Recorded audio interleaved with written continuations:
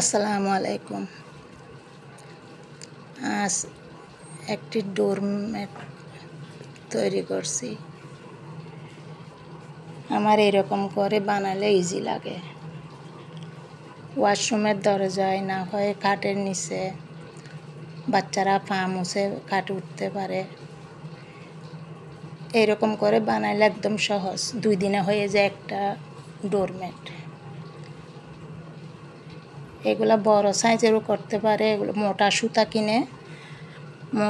সুতা বেছে বাজারে এগুলা কিনে বানাইলে 2 দিন বেশিতে বসতে পারলে 2 দিনে হয়ে যায়, না হয় একটু সময় লাগে আর কি, 3 দিন লাগে বেশি।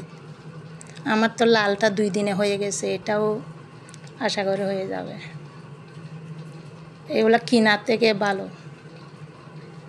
ওই যে কিনাগুলা সুতা দিয়ে যেগুলা সুতা লাগাই সেলাই করে এগুলা তাড়াতাড়ি ধোয়ার পর ছিঁড়ে যায়, খুলে যায়।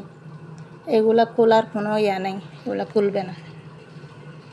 এগুলো আমি সুতা কিনে বানাই ফেলি। আর কালার ম্যাচ করে পিছনে একটা কাপড় লাগাই দিলে হয়ে যায়। পুরানো কাপড়, তাও আবার নতুন না। এটাও আমি পিছনে একটা ভারী হওয়ার জন্য একটা কাপড় দিছি। সেম কালারের একটা কাপড় থাকলে লাগাই দিলে হয়, কোনো কষ্ট নাই, ঝামেলা নাই। এগুলো সুন্দরও লাগে বিছাইলে।